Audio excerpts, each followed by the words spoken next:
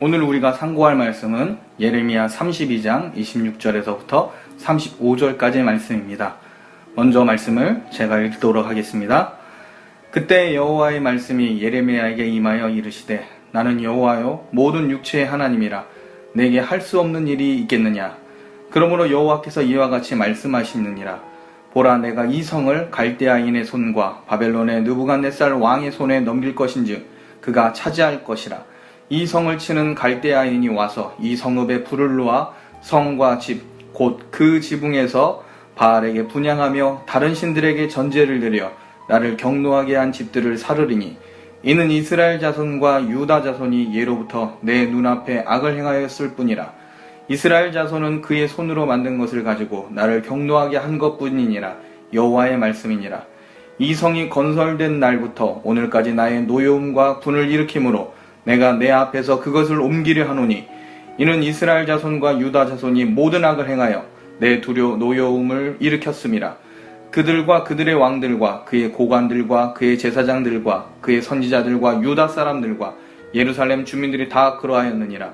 그들이 등을 내게로 돌리고 얼굴을 내게로 향하지 아니하며 내가 그들을 가르치되 끊임없이 가르쳤는데도 그들이 교훈을 듣지 아니하며 받지 아니하고 내 이름으로 일컫는 집에 자기들의 가증한 물건들을 세워서 그 집을 더럽게 하며 흰놈의 아들의 골짜기에 바알의 산당을 건축하였으며 자기들의 아들과 딸들을 몰래 앞으로 지나가게 하였느니라. 그들이 이런 가증한 일을 행하여 유다로 범죄하게 한 것은 내가 명령한 것도 아니요 내 마음에 둔 것도 아니니라. 아멘. 예레미야 30장에서 33장까지는 심판보다는 구원과 회복을 중요 주제로 기록되고 있습니다. 물론 부분마다 이스라엘 심판이 있어야 함을 하나님은 계속 언급하십니다. 30장에서 33장을 좀 더 세밀하게 두 부분으로 나눈다면 30장에서 31장까지 내용은 포로기 이후 유다 백성들이 귀환하게 되며 미래의 이스라엘이 회복될 것을 핵심으로 합니다. 반면에 32장에서 33장까지는 예루살렘 멸망이 임박한 주전 588년에서 587년까지를 기점으로 해서 장차 일어날 사건을 다루고 있습니다. 그러면서 앞으로 일어날 구원을 다시 재조명하고 있습니다. 그러므로 오늘 우리가 다룰 이 예레미야 32장은 이스라엘이 망하기 직전 상황 속에서 회복이 있기 전 심판이 왜 일어나야 하고 심판이 있어야만 하는지 가르쳐주고 있는 본문입니다. 특히 우리가 읽은 본문은 예레미야 선지자가 하나님께 기도를 드린 후에 하나님께서 응답으로 주신 말씀에 해당됩니다. 하나님께서는 조만간 예루살렘이 함락될 것이라고 말씀해 주셨는데 갑자기 하나님께서 예레미야에게 자신의 삼촌의 밭을 예레미야에게 사라고 명령하십니다. 아니, 조만간 이스라엘이 망하게 되는데 삼촌의 밭을 사서 고엘의 의무를 담당하라고 하신 하나님의 명령에 예레미야는 굉장히 당황스러워합니다. 이에 대해서 예레미야가 하나님 앞에 기도를 하였습니다. 자, 밭을 구매한 그 의미에 대해서 하나님께 응답을 받습니다. 그런데도 예레미야는 하나님의 말씀이 이해가 되지 않았습니다. 그리고 자신의 이 어려움을 하나님 앞에 호소하며 기도를 합니다. 이런 혼란스러운 예레미야를 향해서 하나님 오늘 본문처럼 말씀하신 겁니다. 자, 예레미야 32장 27절 말씀에 이렇게 기록되어 있습니다. 나는 여호와요 모든 육체의 하나님이라 내게 할 수 없는 일이 있겠느냐. 특별히 27절에서 한글 성경에는 번역되진 않았지만 히브리 성경을 보면 앞에 힌네라는 말이 먼저 맨 처음 나와 있습니다. 이 힌네란 뜻이 뭐냐면 보라라고 하는 이 감탄사입니다. 그래서 이걸 번역하면 보라, 나는 여호와이고 모든 육체의 하나님이다. 이렇게 27절을 번역할 수 있습니다. 자, 그렇다면 왜 하나님께서 힌네, 보라라고 먼저 이렇게 말씀하신 이유가 무엇일까요? 바로 24절에 예레미야와 관련되어 있습니다. 자, 24절에 이렇게 기록되어 있습니다. 보옵소서, 이 성을 빼앗으려고 모든 참호가 이 성에 이르렀고 칼과 기근과 전염병으로 말미암아 이 성이 이를 치는 갈대인의 손에 넘긴 바 되었으니 주의 말씀대로 되었음을 주께서 보시나이다. 이렇게 되어 있습니다. 자, 예레미야 선지자가 하나님을 향하여 기도를 하는데 보시옵소서라고 말하고 있습니다. 이 24절의 보시옵소서가 바로 27절에 생략된 이 힌네입니다.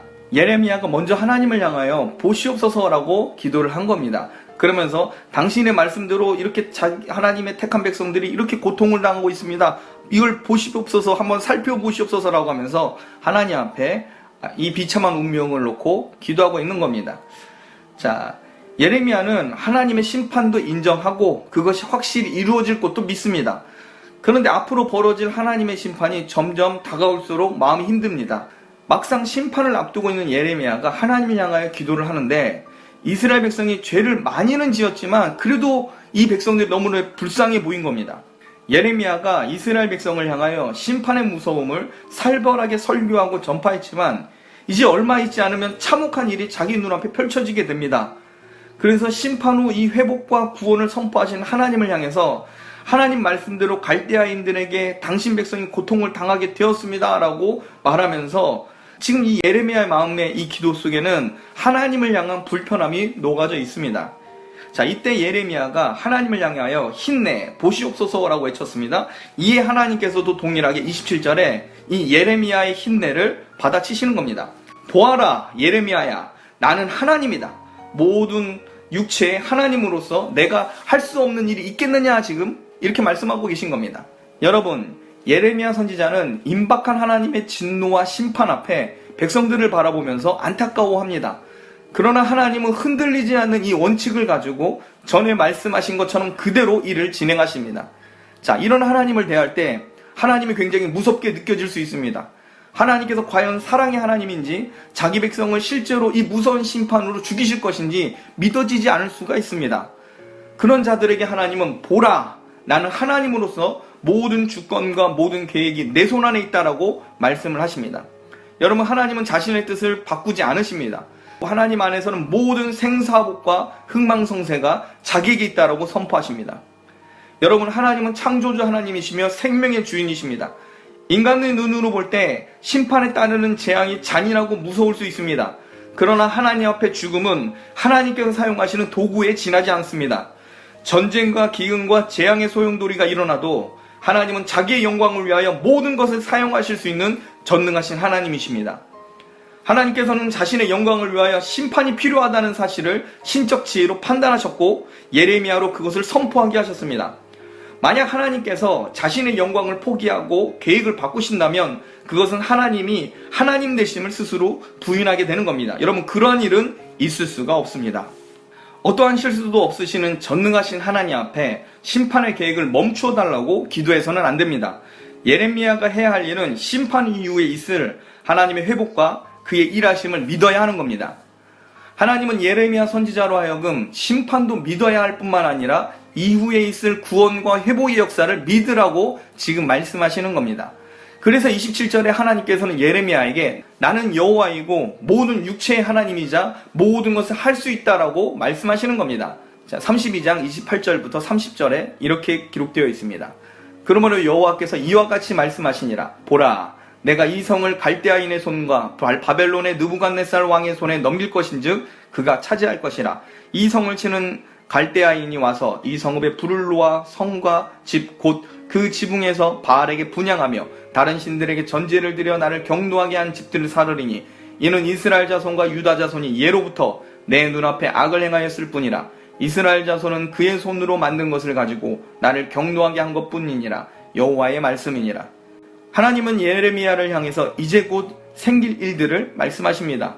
예루살렘 성이 이제 바벨론의 느부갓네살 왕에게 넘겨지게 될 것이고 파괴된다라고 하십니다. 그러면서 그 이유에 대해서 다시 한번 설명해 주십니다. 하나님은 이스라엘 자손과 유다 자손이 오래전부터 우상을 만들어 경록해 하였기 때문이라고 말씀하십니다. 이스라엘 자손과 유다 자손이라고 따로 지금 하나님께서 말씀하신 이유가 있습니다. 자, 이스라엘 자손은 북이스라엘을 말합니다. 그리고 유다 자손은 남유다 왕국을 말합니다. 현재 있는 남유다 왕국이죠. 자, 북이스라엘은 이미 우상 숭배를 해서 하나님께서 아수르를 통해 망하게 하셨습니다.